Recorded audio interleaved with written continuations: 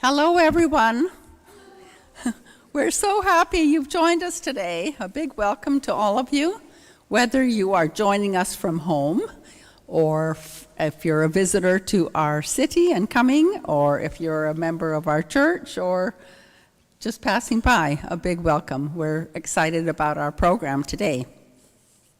In a moment, you'll be learning more about the journey of hope, and Reverend Laura Kavanaugh will be telling us all about that.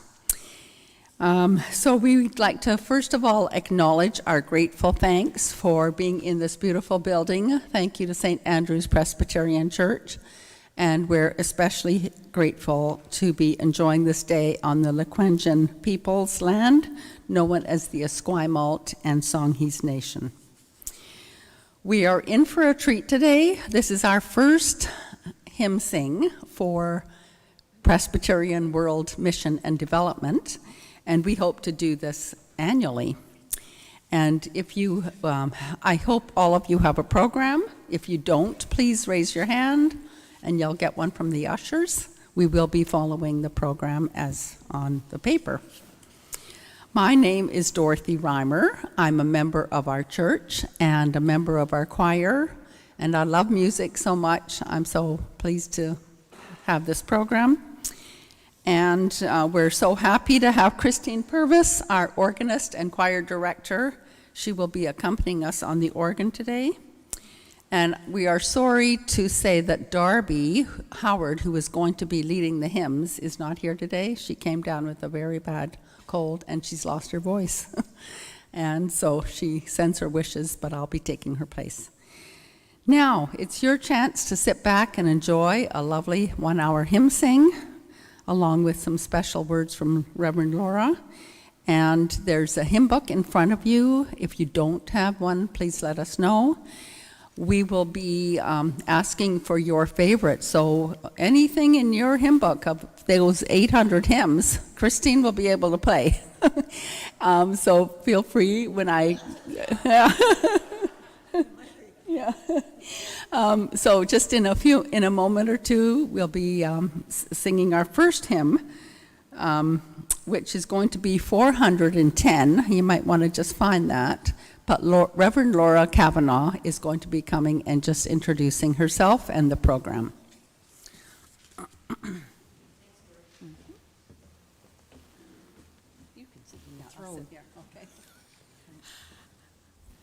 Hi. I'm Laura Kavanaugh. I'm the minister at Knox Presbyterian Church, and I'm so happy that you're here to sing. I wanted to tell you that we're here to raise money today for the Journey for Hope, which is a way of supporting Presbyterian World Service and Development, and particularly the livelihood initiatives for food security. Anybody who knows me knows how passionate I am about Presbyterian World Service and Development. I used to serve on the board or the official committee, the governing committee of PWS&D, which is how I often refer to it, and sometimes I get caught up in the acronyms. The work that is done through Presbyterian World Service and Development is amazing work. They do not just livelihoods, but also work related to refugees and work related to relief for emergencies around the world. PWS&D has a great theological statement, and I thought I would share that with you as one of the things for you to know. The ministry of PWS&D is rooted in the living hope of Jesus Christ and inspired by God's promise of abundant life. It is an integral part of the ministry of the Presbyterian Church in Canada. God enters into faithful relationship with those who respond to the divine calling. As Micah proclaimed, God requires that we do justice, love kindness, and walk humbly with God. In Jesus, God became human for our salvation. This love for humanity expressed in Jesus' life must be demonstrated by the church, and we follow him as we live for justice, mercy, and peace. We believe peace and well-being are God's will for creation. As we respond together to the world's pain and despair, we bear witness to the love of God among us. We believe that injustice and inequality are an affront to the will of God, and that our involvement in compassionate ministry with people throughout the world is an imperative of the gospel. An imperative of the gospel. That's what we're singing about and for today, and why we want to raise money to support the food security work of Presbyterian World Service and Development. As we go on through the program today, interspersed among the hymns, I will be able to tell you a few stories. I have some impact stories about the actual work that PWS&D is doing and the impact that they're having around the world. And I just have a few short stories to share. I think you'll find them interesting. But what I'm interested to know is how fabulous you are going to be as you sing this first hymn, which is 410, joyful. 4 verses. All four verses, and it's joyful, verse. joyful, isn't it? Joyful. It is joyful, joyful, which seems good because I feel very joyful. But don't forget, if you have a favorite, you should be getting that ready too to let us know. Is it okay if I just... So we're just going to ask you to stand for this first. We'll do some standing, some sitting. Do whatever you want. And for those who've just come in, a big welcome to you. We're so happy you're here. And 410 verses 1, 2, 3, 4 for this hymn. This would be a challenge for me because I never read from the hymn anymore. It's always on the screen, so I have to wear my glasses.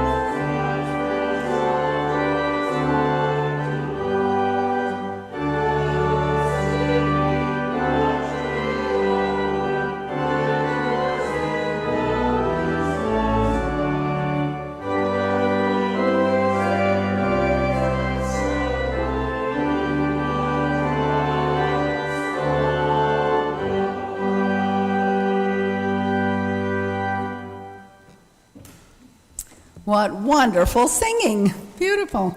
Now, who is going to choose the first hymn? Please raise your hand, sir, you. 461 for 461? You said. He chose it, I just Oh, happened to know the number. right, okay. 461. And Be Thou My Vision. What 2 verses would you like, sir? Doesn't matter. Okay, what about 1 and 5. Okay, beautiful words. And the reason we're only going to do some songs with a couple verses so that we can get more hymns in. Okay? So verses 1 and 5 of Be Thou My Vision, 461.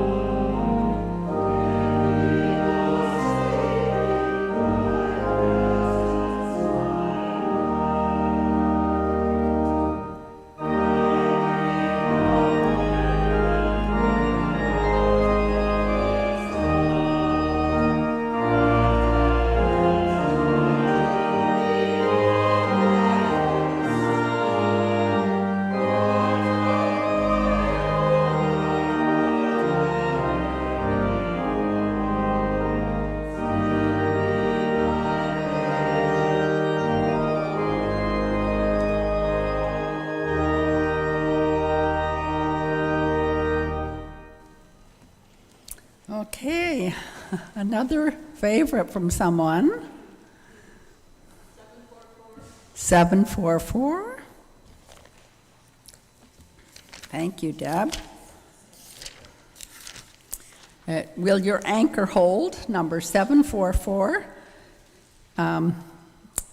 Since it's only 3 verses, let's sing all 3. Okay? Tells a nice story, doesn't it? 744. Should they stay seated for this? Oh, stand up. Stand up. Yeah. Thank you.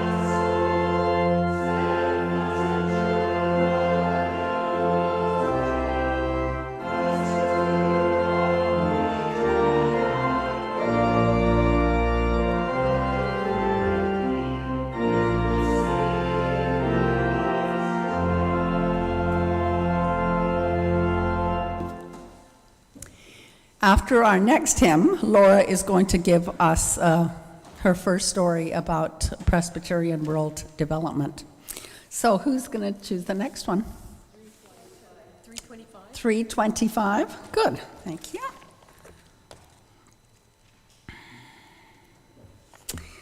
Eternal Father, strong to save. Beautiful. What 2 or 3 verses would you like? 1, 3, and 4 of hymn number 325, Eternal Father, Strong to Save.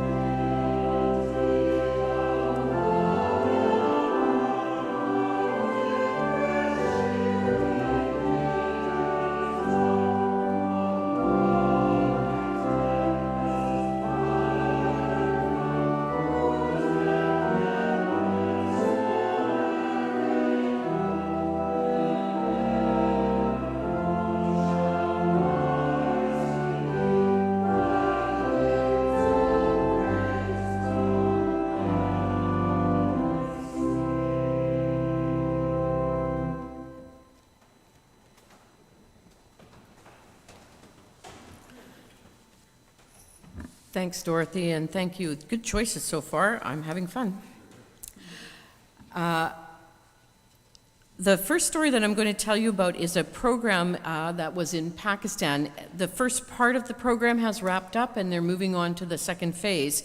It's from a project in Pakistan, and it's under the HERD project. HERD stands for Humanitarian Assistance, Early Recovery, and Development, and includes food-related interventions at all levels.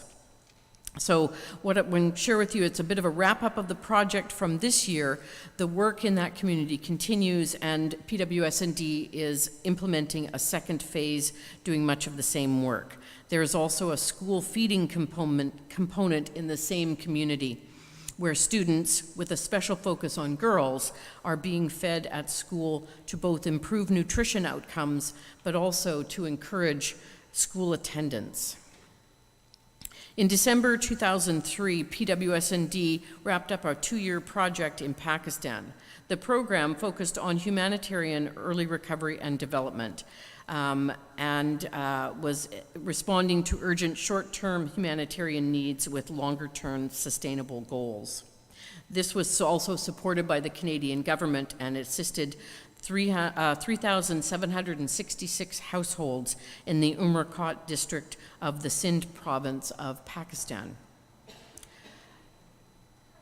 One thing to just remind you is that oftentimes Presbyterian World Service and Development is connected with the Canadian government, and so oftentimes the funds that are raised through PWS&D are multiplied 2, 3, 4 times.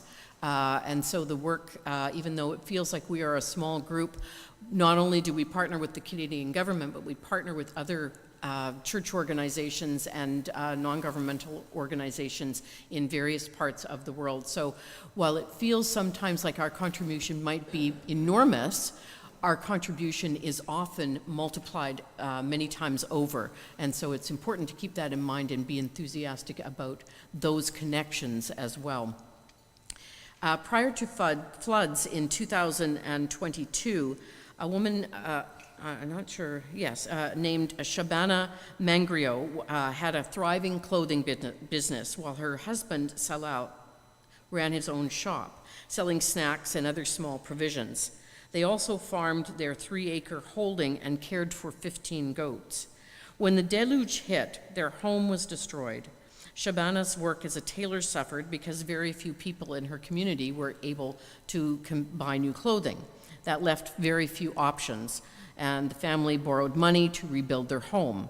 This family was given seeds through this herd program in the summer of 2022, which allowed Salal to sow their plot. With food taken care of by the aid program, he was able to use his earnings from the harvest to repay the loan. As Salal recalls, the harvest was not what it should have been had the rain stopped after irrigating the soil. Nevertheless, the yield was enough for me to sell some for cash and repay my debt. This was possible because of the last 2 installments of food aid. Responding in Pakistan is vitally important because the country is ranked as the 8th most climate affected in the world on the 2021 Global Climate Risk Index. With much of the country reliant on farming for their livelihoods, recurring drought and recent floods have severely challenged families' abilities to earn an income, not to mention their safety. Sindh region is unfortunately considered to be at a crisis level for food insecurity. As an aside, I visited that region of Pakistan, I want to say it was 2012, I think that's about right, and they were recovering from a flood at that time, and so this idea of recurring floods as part of being climate affected is one of the things that just, it interrupts their food security on an ongoing basis, and so our efforts to assist them to recover from those things are particularly important. Asked what he thought was the greatest advantage of participating in the program, Salal unequivocally said that it made him debt-free for the first time in many years. Normally when crops fail, even if we recover the cost of the seed, it is a loss because the reduced harvest cannot feed us. Most times we end up selling our livestock only to pay for food items. When I sold my goats late last year, I was not consuming the money but investing it in housing for the family. That was a win for us, thanks to the project. PWS&D is now working with Church World Service Asia and the Food Grains Bank on a 3-year follow-up project for communities in Umarkot to help them better adapt to climate change impacts and to sustain the improvement in food security resulting from the herd project. Households will receive kitchen garden inputs and training on conservation agriculture, livestock management, and micro-entrepreneurship. This project will involve construction of a water storage structure to help address water scarcity, which is a common problem in most villages. It always is amazing to me that water scarcity is a problem in a place where they're always recovering from floods, but that is the way it goes. The floods come and they devastate everything, and then all their storage spaces for their water are also destroyed. So anyways, that's the first thing, was the story about Pakistan. So let's have more songs.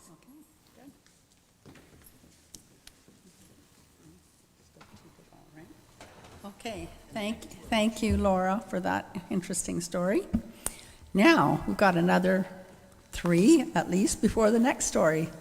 Would somebody else like to choose a hymn?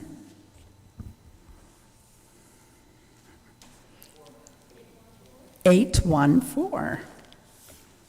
I love to see what's going to open to. There we go. Oh, "Morning Has Broken." Beautiful. We'll sing all 3 verses, and why don't we stand? 814. "Morning Has Broken."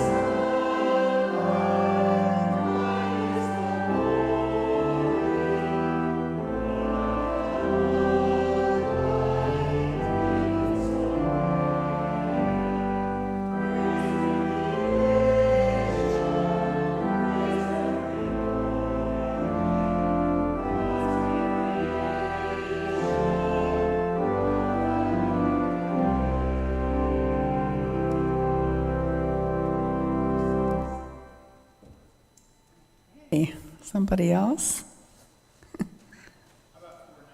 490.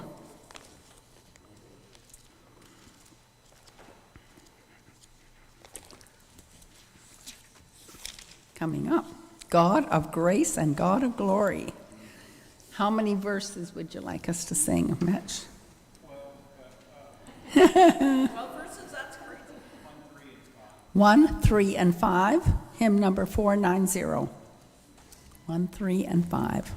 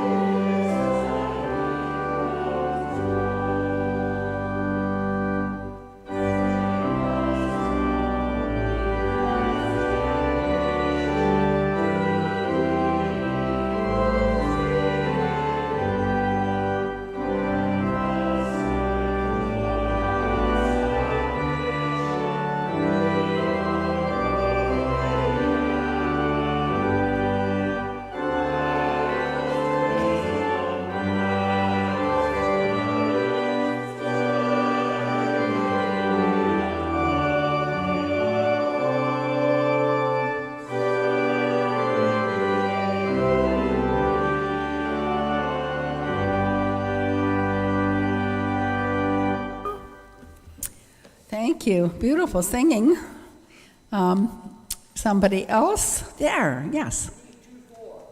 What? 324? Great is thy faithfulness. And did you say 324? Yeah. 324. Great is thy faithfulness. All 3 verses, okay? And then Laura will give another story. And we'll still have lots of time to sing, but we want to get those stories in.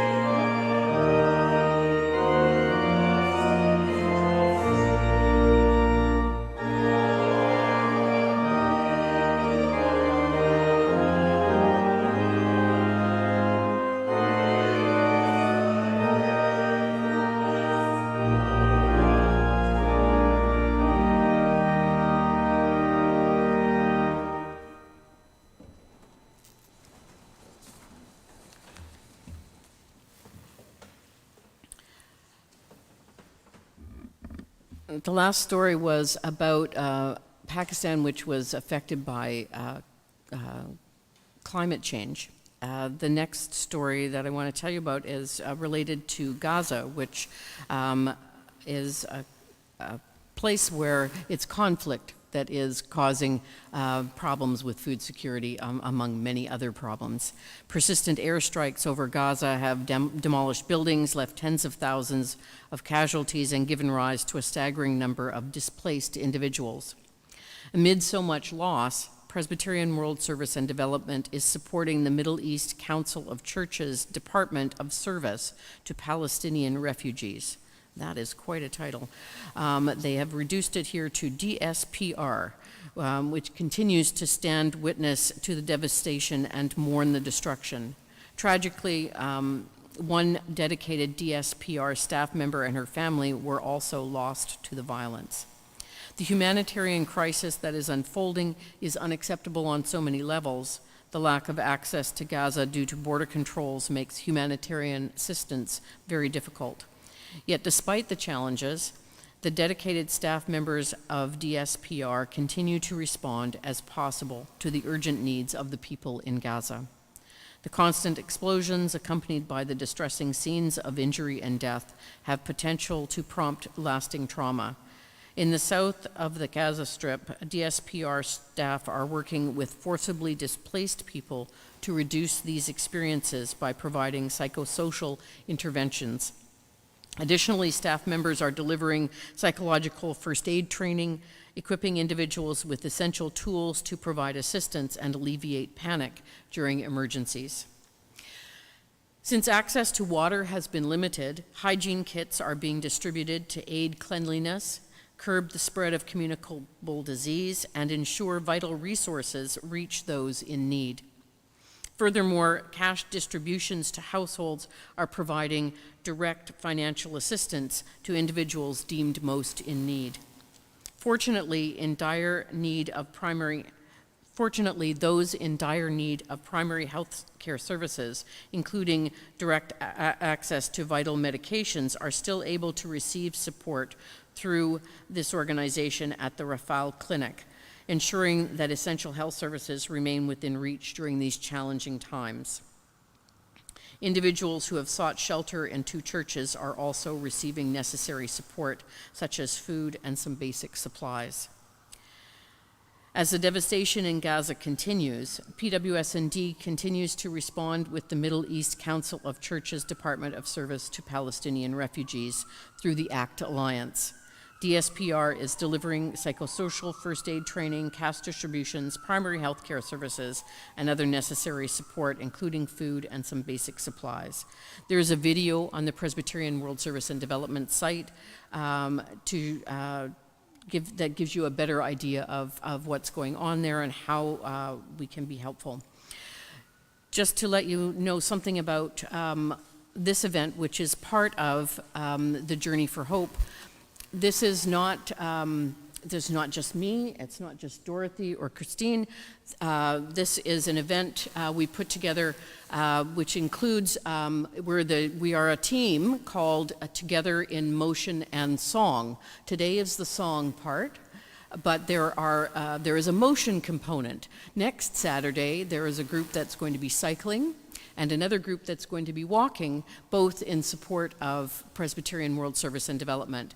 This is also not the initiative of just St. Andrews, who are hosting us today in this lovely space, but it's also an initiative of Knox Church in Souk and Trinity Presbyterian Church in the Tillicum area and Knox Presbyterian over on Richmond Road. So the 4 churches working together to provide not only funds but also information about Presbyterian World Service and Development. It's great to come together to do that, and I am thankful to my colleague Mitch for his support in that. Thank you, Mitch. I didn't know you don't want to say any words today? No, just going to hang out? Awesome. So Dorothy, go on and get us some more songs. Thanks, Laura, for those interesting stories. Now, I just wanted to say, when we sang that last hymn, I loved it because so many hymns hold memories for me, and that was my parents' favorite hymn. So thank you for choosing that one. Okay, Ruth has got a number, what she'd like. 726. May the God of hope go with us every day. So that's just one verse? Just one verse. One verse. Unless you want to sing it in Spanish. And, okay, we're going to get Christine to play that first, because it may be new to some people, and we love singing new hymns, so, okay, good for Knox Presbyterian, that's wonderful. So Christine will play it through, and then we'll sing that verse. Thank you. 726. Pardon? Yes, please. Yeah.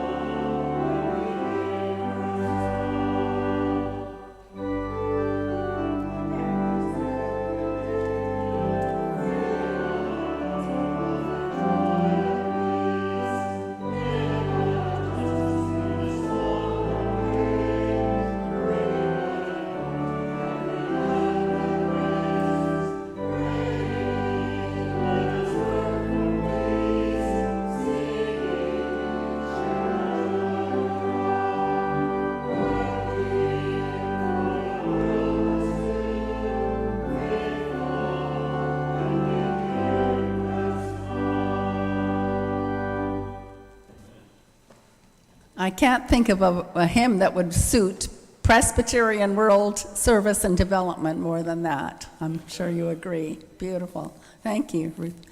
Okay, another hymn choice. Patty. 592. Okay, the Lord is sea and sky. Lovely. Oh, that's such a pretty song. Right. Do you want us to sing all three verses, Patty? Oh, that's long. Pardon? That would be long. That's long, I agree. Okay, so 1 and 3. 1 and 3, because it is a long one.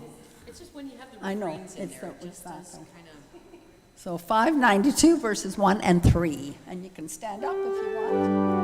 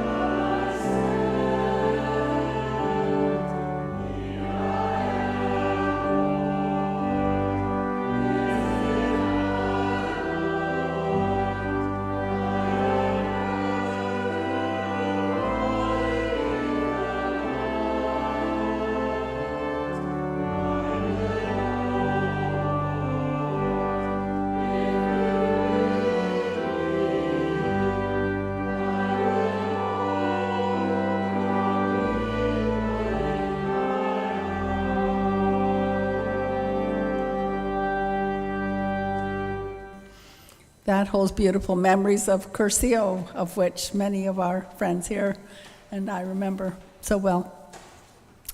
We'll do another hymn, and then Laura's back on again, and you, yes, 479.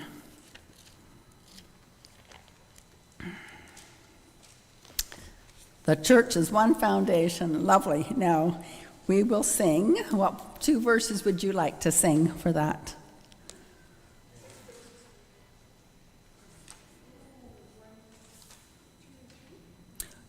2 and 3, or 1, 2, and 3? 1, 2, and 3. The church is one foundation, and then Laura will tell us more.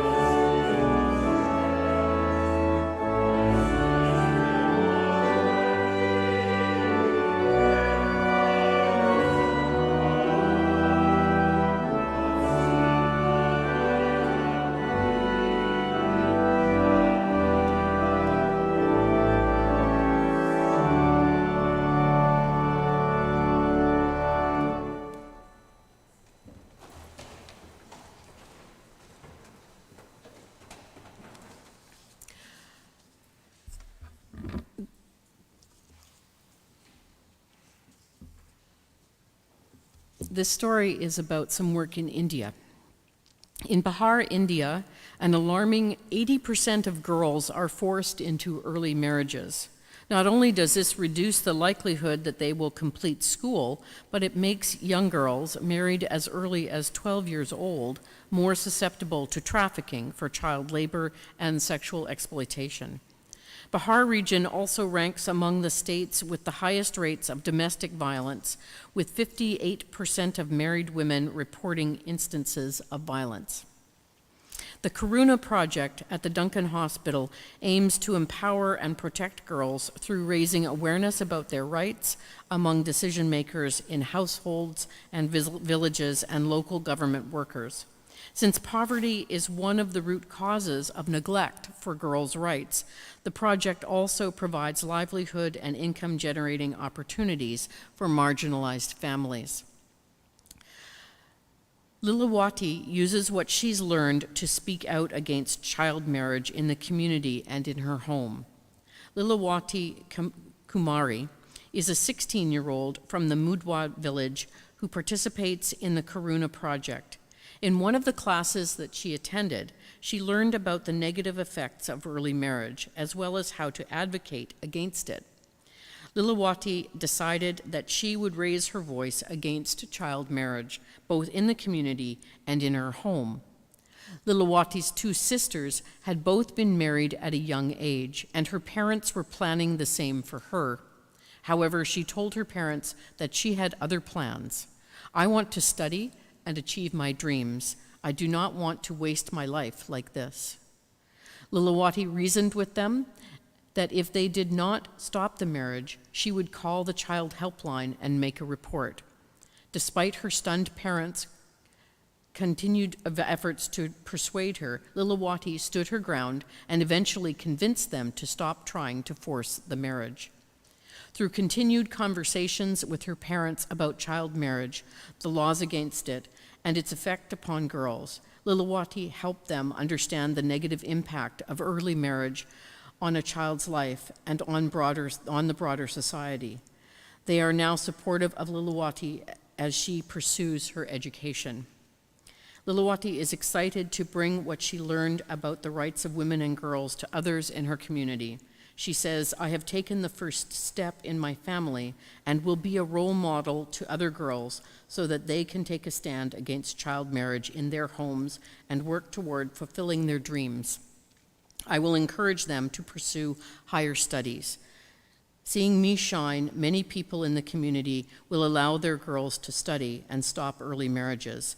I thank the Karuna Project for the valuable lessons they are teaching us through these adolescent cases." I think it's really important to recognize that the work of PWS&D, while it focuses in particular areas, you can see just in these few stories how much overlap there is between food security, climate change, natural disasters, and cultural problems that arise within communities. And so addressing any one of those problems has an impact that is very far-reaching. So not only do our contributions, however small or however large they are, make a huge difference, but every impact that we have in one area has a spillover effect into other areas. And so I think that's something that we can be thankful for and something that we can continue to pray for.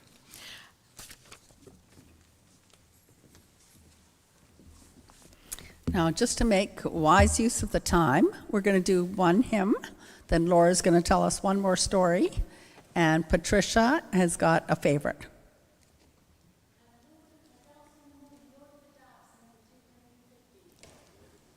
I didn't hear the 250. Thank you. Yeah, that I thought I heard that, but I didn't want to say the wrong thing.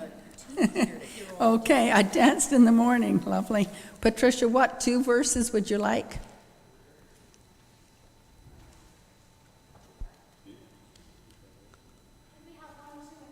1, 2, and 5. I danced in the morning, number 250. 1, 2, and 5.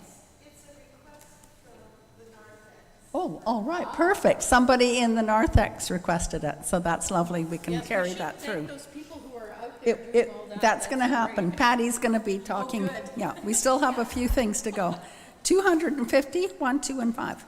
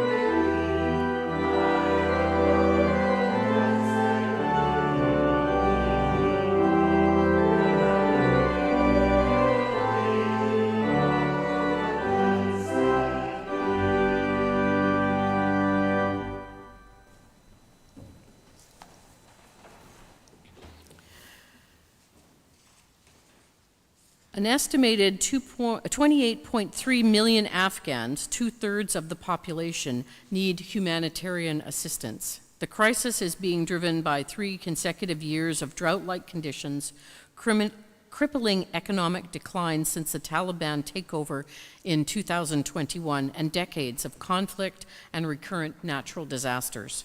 As a result, Afghanistan is among the countries facing the highest levels of food insecurity in the world. According to the UN Office for the Coordination of Humanitarian Affairs, 15.8 million people are projected to be food insecure in 2024. Since the passing of Bill C-41, which provides exemptions for humanitarian-focused aid spending in Afghanistan, PWS&D is implementing a $1 million food assistance project in Bamiyan province, assisting 4,550 of the most marginalized households. Families will receive monthly cash assistance over a 3-month period, enabling them to buy essential food items. Your support is vital to ensure that emergency assistance and essential resources reach families after devastating disasters and ongoing food insecurity. PWS&D hopes to expand our response in Afghanistan, and your prayers and financial gifts will make a real difference in people's lives. You may be aware that we were limited in our ability to provide assistance in Afghanistan for a period of time because of the Taliban's presence there. But now we can do that. There is some, this passing of this bill has enabled us to continue to provide humanitarian relief in Afghanistan. And that is another country that I was privileged to be able to visit and to be able to see the difference that we are making in those countries is dramatic. And I'm so thankful for the stabilizing influence of organizations like PWS&D in communities in Afghanistan. So that's another good one. Thanks for letting me have these opportunities in the midst of the singing to tell you about Presbyterian World Service and Development. I could tell you a whole lot of other things, and if you have any questions, I will hang around and I will answer them for you to the best of my ability or direct you to the right person.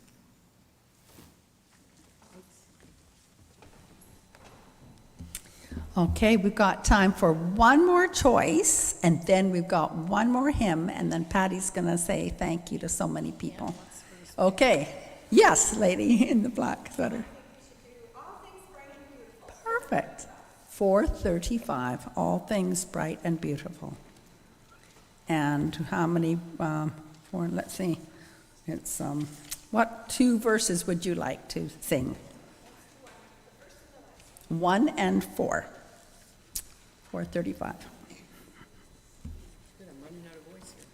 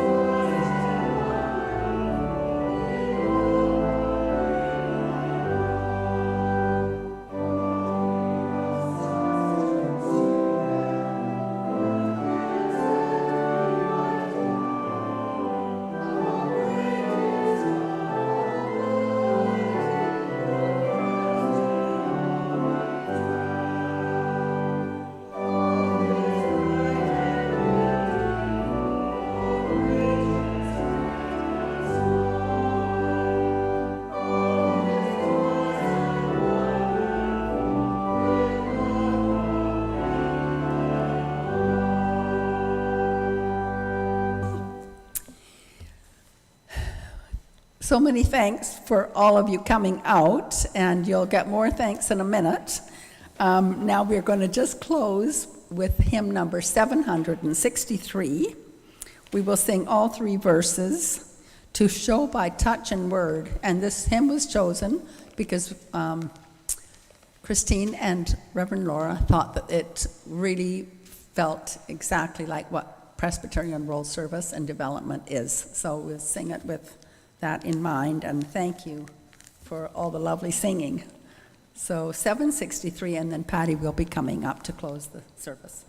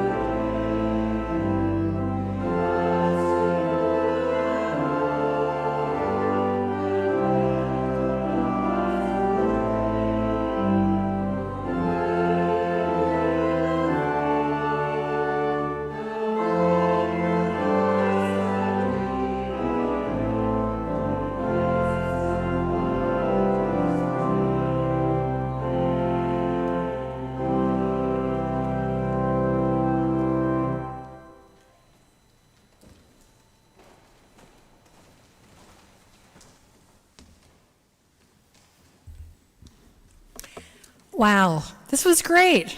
I love the energy, and honestly, everybody's voice was fantastic. And I hope everyone that was here enjoyed themselves. But just a round of applause for you for coming and singing, and to me it was lovely.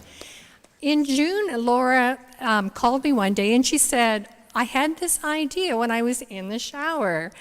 What do you think about a hymn sing?" And I went, Well, I think first of all, who we would need is Christine, and see what Christine thinks. So I got a hold of Christine, and Christine was like, "That sounds like a fabulous idea."